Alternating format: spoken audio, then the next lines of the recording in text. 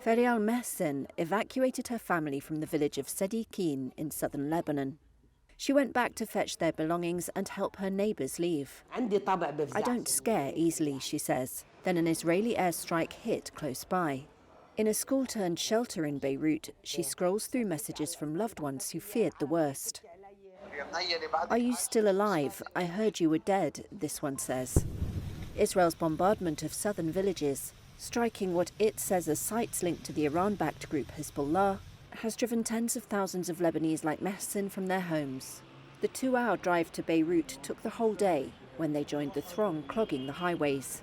And they ended up in the same shelter that Mehsen used during the last major conflict between Israel and Hezbollah in July 2006. I witnessed the July war. We were definitely scared, but not like these days. We suffered and were displaced onto the streets. And we also faced that in 2006, but now the situation is much harder. Suad Madeh was registering her name at the same shelter after fleeing the southern village of Qusayba. Reaching Beirut did not bring a sense of peace. Even in Beirut, there is an atmosphere of war. Of course we're in a war, she says. The residents of both women's villages had got used to sporadic bombardment nearby over months of cross-border fire triggered by the war in Gaza. But they were unprepared for a sudden escalation on Monday, Lebanon's deadliest single day since its civil war ended in 1990.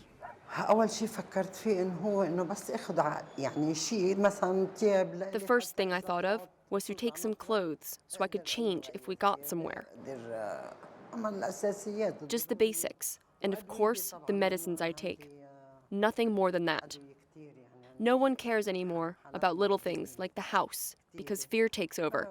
You just want to get out alive.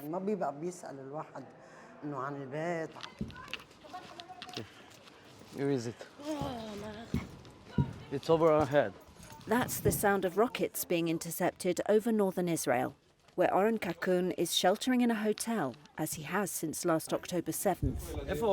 When he fled the town of Shlomi, fearing Hezbollah fighters might cross the nearby Lebanese border and attack Israel like Hamas did that day, killing 1,200 people, according to Israeli tallies.